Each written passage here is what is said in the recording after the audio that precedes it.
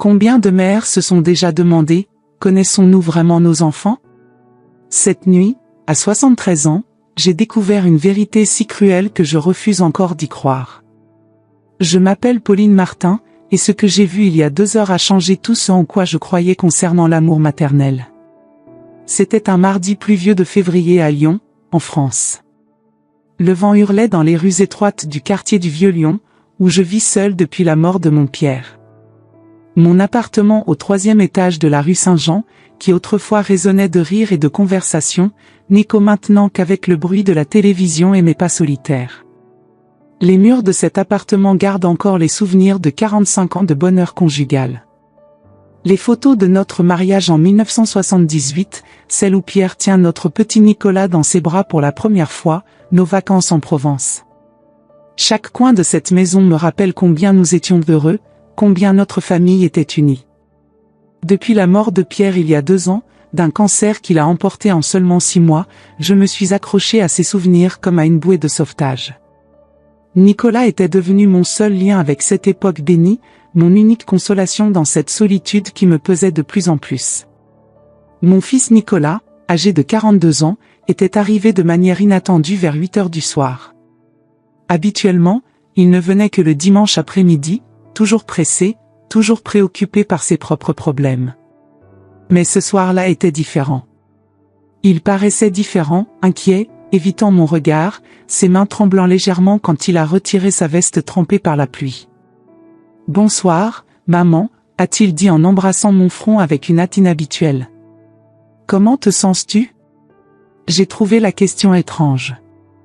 Nicolas ne s'était jamais autant préoccupé de ma santé de cette manière. Généralement, nos conversations tournaient autour de ses difficultés professionnelles, de ses problèmes d'argent, de sa rupture avec Sylvie qui avait emmené mes petits-enfants loin de Lyon. Il était au chômage depuis 6 mois, après avoir perdu son emploi à l'usine Renault, et chaque visite était devenue un rappel douloureux de ses échecs. « Tu sembles fatiguée, maman. Et si je préparais ton thé ce soir ?» a-t-il proposé avec un sourire qui n'atteignait pas ses yeux, un sourire que je ne reconnaissais pas. Cette proposition m'a surprise au plus haut point. En 42 ans de vie, Nicolas ne s'était jamais proposé de préparer mon thé du soir. C'était mon petit rituel personnel, ma façon de clôturer chaque journée depuis la mort de Pierre. Une tasse de thé à la camomille, quelques biscuits sablés, et les nouvelles du soir à France 2. Mais j'ai accepté, pensant que peut-être il essayait enfin d'être plus affectueux avec moi. Peut-être qu'il réalisait enfin que nous n'avions plus que nous deux dans cette famille qui se réduisait chaque année un peu plus. Je me suis installée dans mon fauteuil préféré du salon, celui en velours bleu que Pierre m'avait offert pour nos 20 ans de mariage. De là, je pouvais voir une partie de la cuisine grâce au miroir ancien accroché au mur du couloir. J'ai fait semblant de regarder les actualités, mais quelque chose dans le comportement de Nicolas me rendait alerte. Il y avait une tension dans l'air que je n'arrivais pas à identifier, comme ces moments où l'on sent qu'un orage va éclater sans voir encore les nuages. Nicolas bougeait de manière nerveuse dans la cuisine, ouvrant et fermant les placards plus fort que nécessaire, faisant s'entrechoquer les tasses. La pluie redoublait d'intensité contre les fenêtres, créant une mélodie monotone qui ajoutait à l'atmosphère étrange de cette soirée. Les réverbères de la rue Saint-Jean projetaient des ombres dansantes sur les murs de mon salon, et j'ai senti un frisson me parcourir l'échine sans comprendre pourquoi. C'est alors que c'est arrivé. Je me suis levée silencieusement pour aller chercher mon mouchoir dans la chambre, mais en passant devant la cuisine, j'ai vu à travers l'entrebâillement de la porte une scène qui m'a pétrifiée sur place. Nicolas, mon propre fils, la chair de ma chair, retirait un petit comprimé blanc de la poche de sa veste et le laissait délibérément tomber dans ma tasse de thé. Mon sang s'est glacé dans mes veines. Le temps s'est arrêté. Pendant un moment qui m'a semblé éternel, je suis restée là, figée, observant cet homme que j'avais porté dans mon ventre, que j'avais nourri de mon lait, que j'avais veillé durant toutes ces maladies d'enfant, remuer soigneusement le thé avec une petite cuillère, s'assurant que le comprimé se dissolve complètement. Ses gestes étaient calculés, précis, méthodiques, comme s'il avait déjà accompli ce geste auparavant. Il a même pris le temps de sentir le thé, probablement pour s'assurer que l'odeur n'avait pas changé.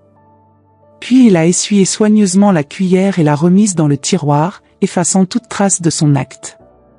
Mon cœur battait si fort que j'ai craint qu'il puisse l'entendre depuis la cuisine. Mes jambes tremblaient tellement que j'ai dû m'appuyer contre le mur du couloir pour ne pas m'effondrer. 1000 pensées se bousculaient dans ma tête en quelques secondes. Pourquoi? Qu'est-ce qu'il compte me faire? Depuis combien de temps cela dure-t-il? Ai-je déjà bu de ces thés empoisonnés sans m'en rendre compte?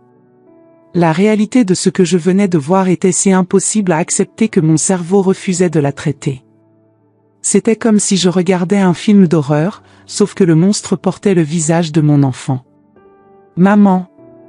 Ton thé est prêt ?» a crié Nicolas depuis la cuisine avec une voix enjouée, presque musicale, si différente de son ton habituel morne et désabusé.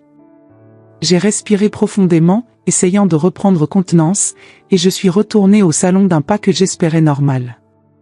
Il est venu vers moi avec la tasse fumante, ses mains ne tremblaient plus. Au contraire, il semblait détendu, presque soulagé. « Voici, bien chaud, comme tu l'aimes. »« Merci, mon chéri », ai-je répondu en recevant la tasse avec des mains qui luttaient pour ne pas trembler. J'ai remarqué qu'il avait utilisé ma tasse préférée, celle avec des petites roses peintes à la main que ma mère m'avait offerte pour mes 20 ans. Nicolas s'est installé sur le canapé en face de moi, dans une position qui lui permettait de m'observer attentivement. Ce n'était pas sa place habituelle, d'ordinaire, il s'asseyait à côté de moi sur le canapé ou restait debout, impatient de repartir. Cette fois, il s'était positionné comme un spectateur attendant le début d'un spectacle. « Bois, maman, avant que ça refroidisse », a-t-il insisté avec une douceur qui contrastait terriblement avec l'horreur de son geste. J'ai porté la tasse à mes lèvres, faisant semblant de boire, mais me contentant d'humecter mes lèvres. Le thé avait un goût légèrement amer, métallique, très différent de mon habituelle camomille douce. « Il est délicieux », ai-je menti en lui adressant le sourire le plus naturel possible. Pendant 20 longues minutes, j'ai continué cette comédie macabre, faisant semblant de boire de petites gorgées tout en vidant discrètement le contenu dans le pot de fleurs posé à côté de mon fauteuil chaque fois que Nicolas détournait le regard.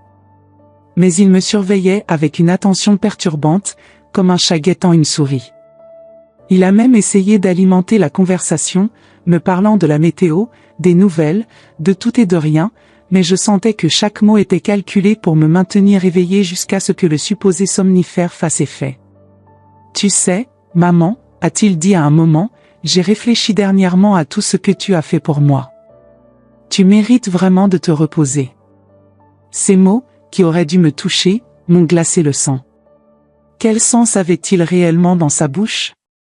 Finalement, j'ai laissé la tasse vide sur la table basse et me suis étiré théâtralement.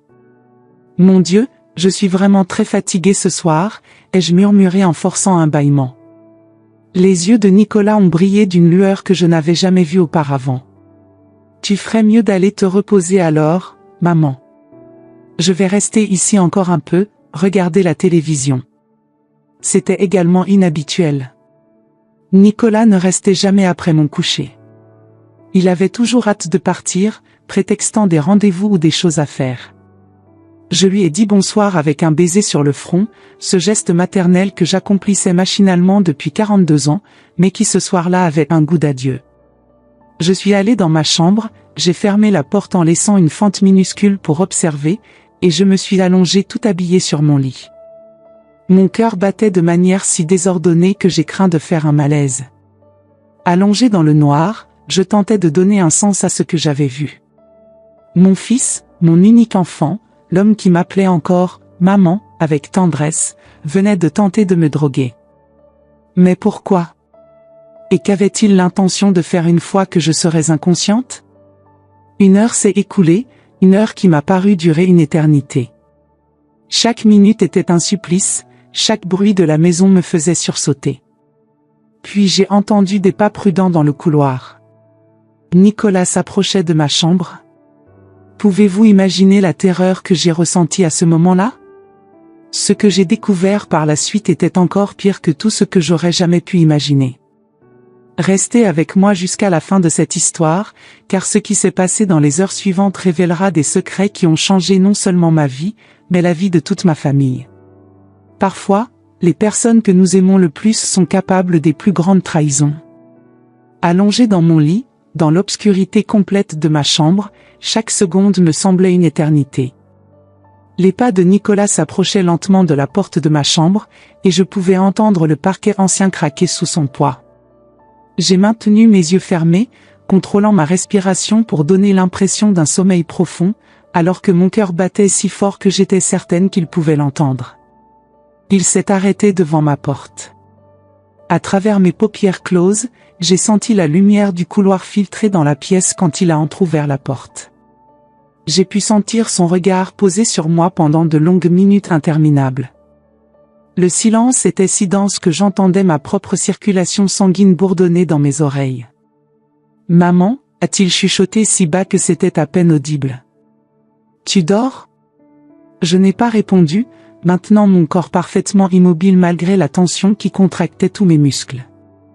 J'ai entendu un soupir de soulagement s'échapper de ses lèvres, puis ses pas se sont éloignés. Mais quelque chose dans mon instinct maternel me disait que cette nuit ne faisait que commencer. Pendant 1 heure supplémentaire, je suis resté en alerte, captant chaque bruit de la maison. Nicolas était dans le salon, et j'entendais le murmure de sa voix. Il parlait au téléphone à voix basse, sur un ton urgent, conspiratoire, que je ne lui connaissais pas. Parfois, sa voix s'élevait légèrement, trahissant une nervosité croissante, puis il se rappelait qu'il devait rester discret et baissait à nouveau le volume. J'ai tendu l'oreille, essayant de saisir quelques mots, mais la distance et le fait qu'il parlait délibérément bas rendaient la conversation incompréhensible. Tout ce que je pouvais discerner, c'était le rythme saccadé de ses phrases, comme s'il donnait des instructions ou confirmait un plan. À 23h30, j'ai entendu la porte d'entrée s'ouvrir puis se refermer avec un claquement étouffé. Je me suis levé précautionneusement et me suis approché de la fenêtre de ma chambre. Écartant délicatement le rideau en dentelle que ma mère avait cousu de ses mains, j'ai vu Nicolas sortir de l'immeuble et marcher rapidement dans la rue Saint-Jean rendue luisante par la pluie persistante. Ses épaules étaient voûtées, ses mains enfoncées profondément dans les poches de sa veste, et il regardait constamment autour de lui comme s'il craignait d'être suivi. La lumière jaunâtre des réverbères créait des ombres inquiétantes qui semblaient danser autour de lui. Où pouvait-il bien se rendre à 1 heure pareille? Et surtout, pourquoi me laisser seul si j'étais censé être profondément endormi par le somnifère? J'ai enfilé ma robe de chambre en laine bleue, celle que Pierre m'avait offerte pour notre dernier Noël ensemble, et je suis sorti de ma chambre. L'appartement semblait différent dans la pénombre, plus grand, plus menaçant. Chaque meuble projetait des ombres inquiétantes, et le tic-tac de l'horloge grand-père du couloir résonnait comme un métronome sinistre. Je me suis dirigé vers le salon, mes pantoufles glissant silencieusement sur le parquet. Sur la table basse, j'ai découvert quelque chose qui m'a fait chanceler, une photocopie de mon contrat d'assurance vie, avec certains montants surlignés en jaune fluo. À côté, il y avait une enveloppe que j'ai immédiatement reconnue, c'était mon testament, celui que j'avais fait rédiger par Maître Dubois l'année dernière. Mes mains tremblaient violemment tandis que je feuilletais ces documents que Nicolas avait sortis de mon secrétaire. Il avait surligné toutes les clauses relatives à mon héritage, annoté les marges avec des calculs au crayon. Sur le montant de l'assurance vie, il avait écrit de sa propre écriture, 180 000 €. J'ai dû m'asseoir dans mon fauteuil, mes jambes ne me portant plus. J'étais en train de découvrir que mon propre fils avait minutieusement étudié ma valeur financière, calculé ce que ma mort pourrait lui rapporter. Comment en étions-nous arrivés là? Comment l'enfant que j'avais bercé dans mes bras, à qui j'avais chanté des berceuses, pour qui j'avais sacrifié tant de choses, pouvait-il me réduire à une simple équation mathématique? J'ai remarqué d'autres papiers éparpillés, des relevés bancaires de mes comptes que j'ignorais qu'il connaissait, une liste manuscrite de mes bijoux avec leur valeur estimée, et même une copie de l'acte de propriété de l'appartement. Il avait tout inventorié, tout évalué, comme un expert comptable préparant une succession. La sonnerie stridente du téléphone m'a fait sursauter si violemment que j'ai failli renverser la lampe. Qui pouvait appeler à 1 heure pareille? J'ai décroché avec une voix que j'espérais stable. Allô? Madame Martin? Ici le docteur Rousseau, de l'hôpital Édouard Herriot. Je suis désolé de vous déranger si tard, mais j'ai jugé nécessaire de vous contacter au sujet de votre fils Nicolas. Mon cœur s'est arrêté de battre. Qu'est-ce qui lui est arrivé? Il va bien? Oh, ne vous inquiétez pas, il se porte bien physiquement. Mais je dois vous informer qu'il est venu à l'hôpital cet après-midi en posant des questions très particulières concernant des médicaments destinés à aider les personnes âgées à dormir profondément. Mon infirmière-chef, Madame Leblanc, s'est sentie préoccupée par ces questions et a insisté pour que je vous en informe. Le téléphone a failli glisser de mes mains moites. Quel genre de médicaments? Des sédatifs puissants, madame. Des substances qui ne se trouvent normalement que dans les services de soins palliatifs ou en anesthésie. Il prétendait que c'était pour vous aider avec des insomnies sévères, mais, eh bien, les quantités qu'il demandait étaient très préoccupantes. Et il semblait remarquablement bien informé sur les dosages. Le docteur a marqué une pause, puis a ajouté, « Madame Martin, en tant que médecin, j'ai le devoir de vous dire que les doses qu'il évoquait ne sont pas destinées à provoquer le sommeil, mais l'inconscience. Et dans certains cas. » Il n'a pas terminé sa phrase, mais je comprenais parfaitement ce qu'il sous-entendait. Il a obtenu ses médicaments, ai-je demandé, la gorge serrée. Pas de nous, bien sûr. Mais il connaît quelqu'un dans l'établissement, un aide-soignant qui a été licencié récemment pour des irrégularités. Je crains qu'il n'ait pu se procurer ce qu'il cherchait par d'autres moyens. Après avoir raccroché, je suis restée assise dans l'obscurité, tentant de relier tous les éléments de ce puzzle horrifiant. Nicolas était au chômage, désespéré par ses dettes, et maintenant je savais qu'il s'était procuré des médicaments dangereux. L'image devenait de plus en plus claire, et de plus en plus terrifiante. Le bruit de la clé dans la serrure m'a fait bondir. Nicolas était de retour. J'ai rapidement remis tous les papiers en place et couru vers ma chambre, me glissant sous les couvertures juste à temps. J'ai entendu ses pas dans l'entrée, puis il s'est dirigé directement vers ma chambre. Cette fois, il est entré complètement, s'approchant de mon lit. J'ai senti son haleine proche de mon visage tandis qu'il vérifiait si j'étais vraiment inconsciente. Il a même soulevé délicatement mon bras et l'a laissé retomber, testant mon niveau de conscience. « Parfait », a-t-il murmuré pour lui-même, et ce simple mot a résonné dans ma tête comme une sentence de mort. Ce qui s'est passé ensuite m'a plongé dans un état d'horreur absolue. Nicolas a commencé à fouiller ma chambre de fond en comble, mais cette fois avec une méthode et une froideur qui m'ont glacé le sang. Il n'était plus le fils nerveux et désespéré que j'avais vu plus tôt, il était devenu quelqu'un d'autre, quelqu'un de calculateur et déterminé. Il a ouvert mes tiroirs, fouillé dans mes affaires personnelles, jusqu'à trouver mon portefeuille avec toutes mes cartes bancaires. À travers mes paupières mi-closes, je l'ai vu photographier méticuleusement chaque carte avec son téléphone portable, probablement pour mémoriser les numéros. Ensuite, il a pris mon téléphone portable sur la table de chevet et a commencé à le manipuler.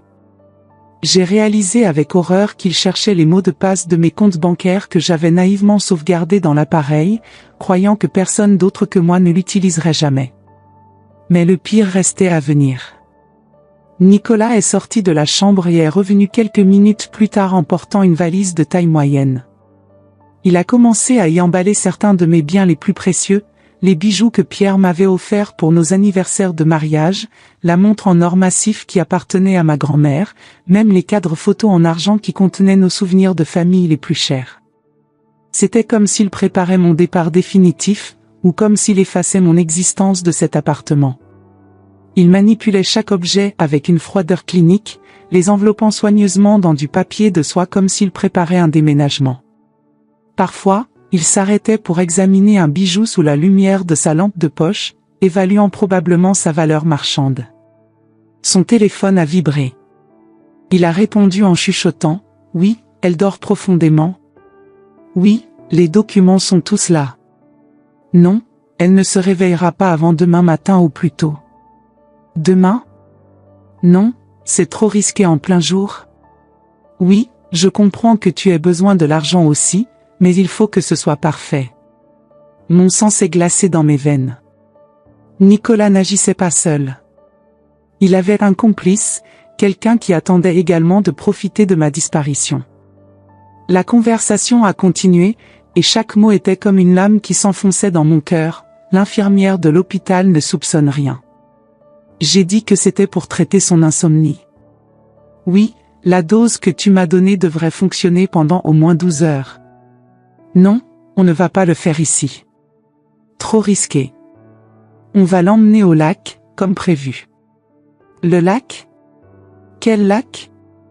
Mon cœur battait si fort que j'ai craint qu'il puisse l'entendre depuis l'autre bout de la pièce.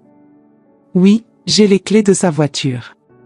Ça ressemblera à un accident, elle conduisant seule la nuit, fatiguée, somnolente. Personne ne soupçonnera quoi que ce soit. Une vieille dame qui s'est endormie au volant, c'est malheureusement assez courant. Chaque mot était comme un coup de poignard dans ma poitrine. Mon propre fils, l'enfant que j'avais porté pendant 9 mois, que j'avais nourri de mon lait, que j'avais veillé pendant toutes ces maladies, était en train de planifier minutieusement ma mort. Les freins? Non, c'est trop compliqué et ça laisserait des traces. Le somnifère est plus sûr. Elle s'endormira au volant, la voiture ira dans le lac, et on dira qu'elle a eu un malaise. Avec son âge et le stress depuis la mort de son mari. Il parlait de ma mort comme d'un simple problème technique à résoudre, pesant les pour et les contre de différentes méthodes comme s'il planifiait des vacances. Nicolas est revenu dans ma chambre une fois de plus. Cette fois, il portait une seringue. « Désolé, maman », a-t-il murmuré en s'approchant de moi, « mais tu as toujours dit que j'étais ton trésor le plus précieux. Maintenant, tu vas m'aider une dernière fois. » Il s'est penché vers moi, la seringue à quelques centimètres de mon bras. La lueur de la lampe de poche se reflétait sur l'aiguille, créant un éclat métallique terrifiant. Je pouvais sentir l'odeur de sa transpiration, entendre sa respiration saccadée. Il était nerveux, mais déterminé. C'est à ce moment précis que j'ai pris la décision la plus courageuse de toute ma vie. Je ne pouvais pas rester là, passive, et laisser mon fils devenir un meurtrier. Je ne pouvais pas le laisser détruire sa vie et la mienne. Quelque part dans mon cœur de mère, je savais que je devais le sauver de lui-même, même si cela signifiait risquer ma propre vie. J'ai ouvert les yeux et j'ai parlé. « Arrête immédiatement, Nicolas. » Ma voix a tranché le silence comme une lame acérée. Mon fils s'est figé instantanément, la seringue à quelques centimètres de mon bras. Le temps s'est suspendu dans cette chambre plongée dans la pénombre. Ses yeux se sont écarquillés de terreur absolue quand il m'a vue assise dans le lit, parfaitement éveillée, le regardant droit dans les yeux avec une détermination qu'il ne m'avait jamais vue. La seringue a tremblé dans sa main. Son visage, éclairé par la faible lueur de sa lampe de poche, était devenu d'une pâleur cadavérique. Pendant quelques secondes interminables, nous nous sommes regardés en silence, mère et fils, dans cette chambre qui avait été témoin de tant de moments tendres de notre passé et qui devenait maintenant le théâtre de la confrontation la plus douloureuse de nos vies. « Maman, tu devrais être en train de dormir. » a-t-il balbutié, cachant précipitamment la seringue derrière son dos comme un enfant pris en flagrant délit de bêtise. Mais nous n'étions plus dans l'innocence de l'enfance.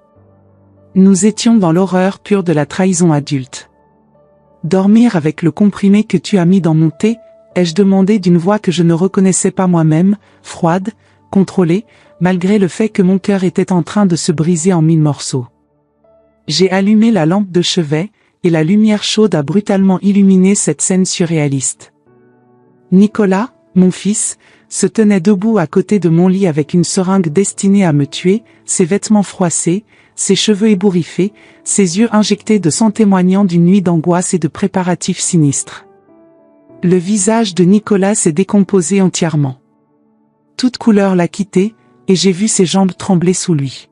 « Je ne sais pas de quoi tu parles. » a-t-il tenté de nier, mais sa voix cassée et ses mains qui tremblaient violemment trahissaient son mensonge. « Ne me mens pas, ai-je explosé, me levant du lit avec une énergie que je ne me connaissais pas, j'ai tout vu. Je t'ai vu mettre le comprimé, je t'ai vu fouiller mes affaires, j'ai entendu ta conversation téléphonique au sujet du lac. » La mention du lac a été le coup de grâce. Nicolas a laissé échapper la seringue qui est tombée sur le parquet avec un bruit métallique sinistre. Ses épaules se sont affaissées, et j'ai vu s'effondrer en quelques secondes l'homme qu'il prétendait être pour laisser place à l'enfant terrifié qu'il était redevenu. « Maman, tu ne comprends pas » a-t-il commencé, mais ses mots sont sortis dans un sanglot étouffé. « Je ne voulais pas, je n'avais pas le choix. »« Pas le choix » ai-je répété, sentant ma voix monter malgré moi. « Pour tuer ta propre mère ? Pour voler mon argent ? Pour effacer 42 ans d'amour maternel ? » J'ai ramassé la seringue du sol, et Nicolas a reculé comme si j'allais m'en servir contre lui. « Qu'est-ce qu'il y a là-dedans, Nicolas ? Encore un de tes somnifères ? Ou quelque chose de plus définitif cette fois ? » « Non, maman, ce n'est pas ce que tu crois. » A-t-il plaidé, mais les larmes qui coulaient sur ses joues démentaient ses paroles. « Alors explique-moi, ai-je crié. Explique-moi pourquoi mon fils, l'enfant que j'ai porté dans mon ventre, que j'ai nourri de mon lait, que j'ai consolé durant tous ses cauchemars, se tient dans ma chambre à 1h du matin avec une seringue. » Nicolas s'est effondré sur la chaise près de la fenêtre, enfouissant son visage dans ses mains. Ses épaules tremblaient de sanglots incontrôlables. « Je suis désespéré » s'est-il écrié entre deux hoquets. « J'ai tout perdu. La maison, le travail, Sylvie m'a quitté et a emmené les enfants. Je dois de l'argent à des gens très dangereux, maman. Des gens qui vont me tuer si je ne paie pas. Et cela justifie de me tuer, ai-je demandé, sentant une douleur dans la poitrine qui était pire que toute douleur physique que j'avais jamais ressentie. J'ai pensé que ce serait rapide, sans souffrance. A-t-il murmuré sans oser me regarder. Tu as tellement souffert depuis la mort de papa, j'ai pensé que peut-être tu voudrais même. Comment oses-tu, ai-je explosé avec une fureur que je ne me connaissais pas, comment oses-tu décider que je veux mourir? Comment oses-tu décider de la valeur de ma vie? J'ai marché vers lui, et il s'est recroquevillé sur sa chaise comme s'il s'attendait à recevoir une gifle. Mais au lieu de cela, je me suis agenouillé devant lui, forçant ce homme de 42 ans à me regarder dans les yeux. « Nicolas, regarde-moi.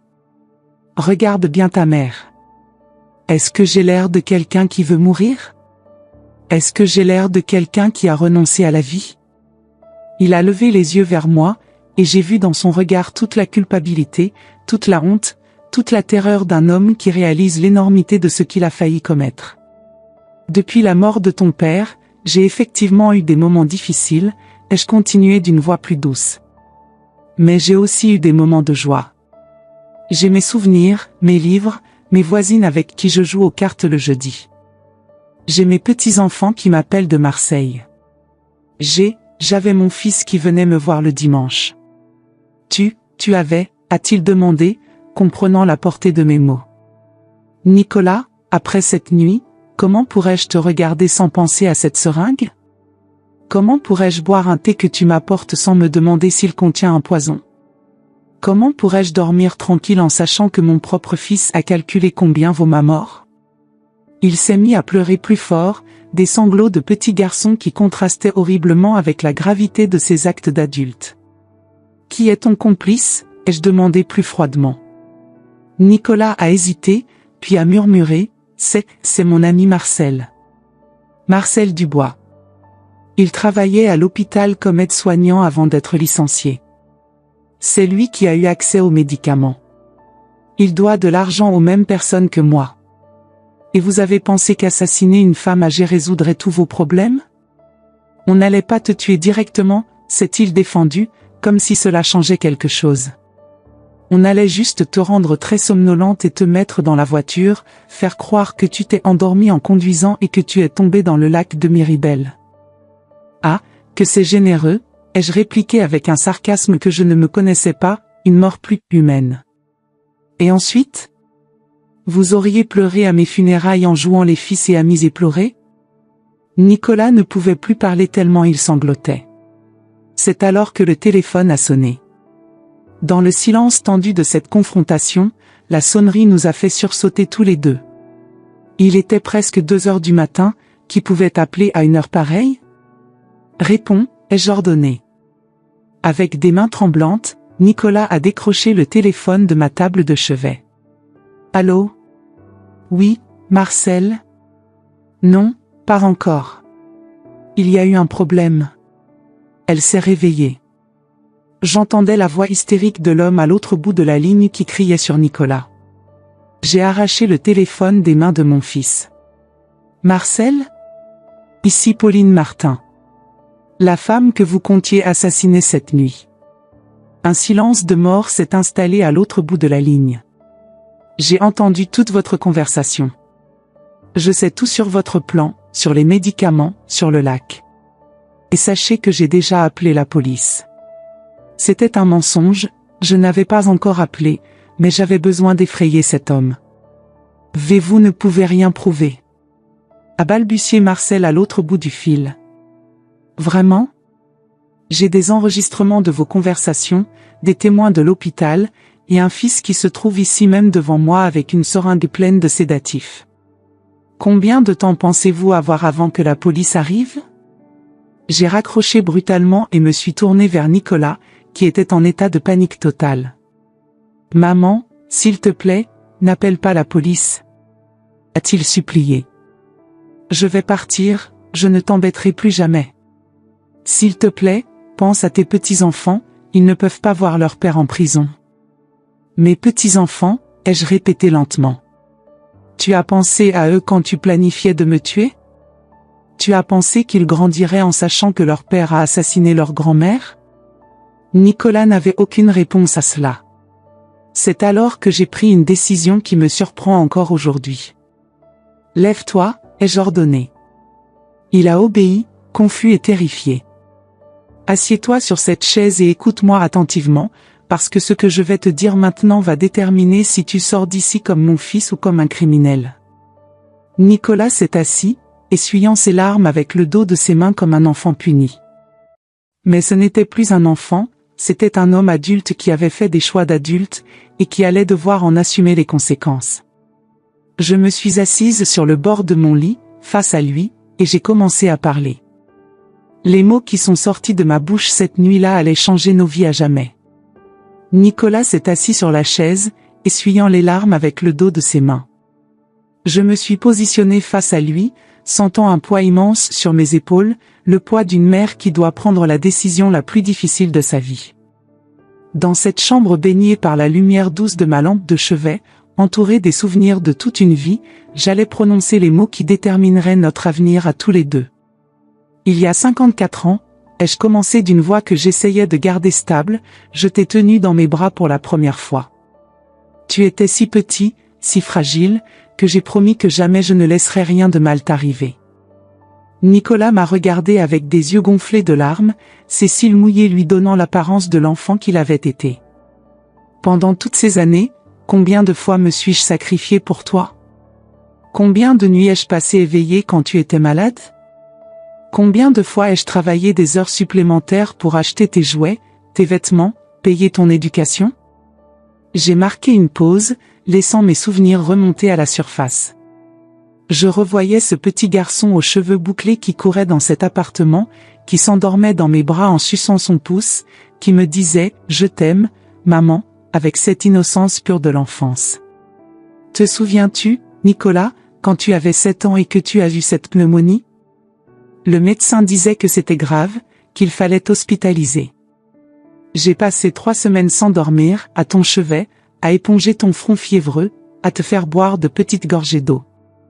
Ton père travaillait, quelqu'un devait payer les factures, alors c'est moi qui ai veillé. Un sanglot s'est échappé de la gorge de Nicolas. Et quand tu avais 15 ans, quand tu as eu cet accident de vélo et que tu as cassé la jambe ? Qui a pris des congés sans solde pour s'occuper de toi ? Qui t'a porté quand tu ne pouvais pas marcher ? Qui t'a aidé à faire tes devoirs quand tu étais cloué au lit ? Maman ? A-t-il murmuré. Ne m'interromps pas, ai-je coupé sèchement. Quand ton père est mort, j'aurais pu aller vivre avec ma sœur Françoise à Marseille, avoir une vie plus tranquille, plus douce. Elle me le proposait sans cesse. Mais je suis restée ici, à Lyon, parce que tu étais ici. Parce que tu étais ma vie, mon ancrage, ma raison de continuer. Je me suis levée et j'ai marché jusqu'à la fenêtre, regardant la ville silencieuse à l'extérieur. Les réverbères éclairaient faiblement les rues humides, et quelques fenêtres restaient allumées dans les immeubles d'en face, d'autres vies, d'autres familles, d'autres histoires qui se déroulaient parallèlement à la nôtre. Et aujourd'hui, j'ai découvert que ce même fils, pour qui j'aurais donné ma vie sans hésiter, était en train de planifier de prendre la mienne. Je ne suis plus l'homme que tu as élevé, a murmuré Nicolas d'une voix brisée. Je suis devenu un échec, un lâche, un monstre. Je me suis retourné vers lui brusquement. Tu crois que c'est une question d'échec? D'argent? Nicolas, tu as travaillé chez Renault pendant 15 ans. Tu es intelligent, capable. Perdre un emploi, ce n'est pas la fin du monde. Mais les dettes, les gens qui veulent me faire du mal. Et tu as pensé que la solution était de me tuer, ai-je demandé, sentant ma voix se casser pour la première fois. Au lieu de venir me parler, de me demander de l'aide, de chercher ensemble une solution? Nicolas a baissé la tête, la honte l'empêchant de me regarder. J'avais honte. Honte de quoi? D'être humain? De traverser des difficultés? Je me suis assise sur le bord du lit, face à lui. C'était le moment de lui révéler quelque chose qu'il ignorait complètement. Nicolas, sais-tu combien d'argent j'ai sur mon livret d'épargne? Il m'a regardé, confus. 120 000 €. Sais-tu pourquoi je gardais cet argent? Pour vous le laisser en héritage, à toi et à mes petits-enfants. Mais sais-tu quoi? J'aurais donné chaque centime pour toi, aujourd'hui même, si tu m'avais simplement parlé de tes problèmes. Les yeux de Nicolas se sont écarquillés d'incrédulité. Tu m'aurais donné l'argent? Bien sûr. Tu es mon fils. Je préfère mourir pauvre en sachant que je t'ai aidé à recommencer plutôt que de mourir riche en sachant que tu souffres. Cette révélation l'a bouleversé. Il s'est remis à pleurer, mais cette fois c'étaient des larmes différentes, de remords authentiques, de honte profonde, de regret absolu. Mais maintenant, nous avons un problème, ai-je continué. Après cette nuit, comment pourrais-je te faire confiance à nouveau? Comment pourrais-je te regarder sans repenser à cette seringue, au comprimé dans le thé, au plan que tu as élaboré avec Marcel? Je ne sais pas, a-t-il chuchoté. J'ai tout détruit. J'ai détruit l'amour que tu avais pour moi. Je me suis levée et je suis allée jusqu'à ma commode, d'où j'ai retiré une enveloppe que j'avais préparée quelques mois auparavant, après avoir vendu quelques bijoux de famille que je ne portais plus. Cette enveloppe contient l'argent dont tu as besoin pour rembourser tes dettes, ai-je dit en la tenant dans mes mains. Mais il y a une condition. Nicolas m'a regardé avec un mélange d'espoir et de désespoir. Tu vas prendre cet argent, tu vas régler tes dettes, et ensuite tu vas te rendre à la police. Quoi? S'est-il exclamé en se levant de sa chaise. Assieds-toi, ai-je ordonné avec fermeté. Tu as commis une tentative d'homicide. Tu as planifié mon assassinat. Cela ne peut pas rester impuni. Mais maman, si je vais en prison. Tu aurais dû y penser avant, l'ai-je interrompu. Nicolas, tu dois payer pour ce que tu as fait. Tu dois comprendre la gravité de tes actes. Et moi j'ai besoin de savoir que tu as appris la leçon. Il est resté silencieux pendant de longues minutes, le regard perdu dans le vide. Combien de temps resterai-je en prison? Je ne sais pas. Peut-être quelques années. Mais sais-tu quoi? Je serai là quand tu sortiras. Je serai là pour t'aider à reconstruire ta vie, pour te soutenir, pour redevenir ta mère. Et si je ne me rends pas? J'ai planté mon regard directement dans le sien. Alors tu ne seras plus mon fils. Et cet argent ira à une association caritative. Nicolas s'est levé, arpentant la chambre comme un animal en cage. Tu me mets dans une situation impossible. Non, ai-je répondu calmement. Tu t'es mis dans cette situation quand tu as décidé que tuer ta mère était une option acceptable. Les heures ont passé. Nous avons parlé, pleuré, crié parfois. J'ai raconté à Nicolas tous les sacrifices que j'avais faits pour lui, tous les moments de bonheur qu'il m'avait donnés, tous les espoirs que j'avais eus pour son avenir. Il m'a parlé de sa descente aux enfers, de ses dettes de jeu, de ces hommes dangereux qui le menaçaient, de sa peur, de son désespoir. À 3 heures du matin, après des heures de conversation, de larmes et de confrontation, Nicolas a finalement pris sa décision. « Je vais me rendre », a-t-il dit d'une voix qui semblait avoir vieilli de plusieurs années en une seule nuit. « Tu as raison. Je dois payer pour ce que j'ai fait. » J'ai serré mon fils dans mes bras pour la première fois de cette nuit terrible. Malgré tout ce qu'il avait fait, malgré la douleur qu'il m'avait infligée, il restait mon enfant. Je t'aime, Nicolas. Je t'aimerai toujours.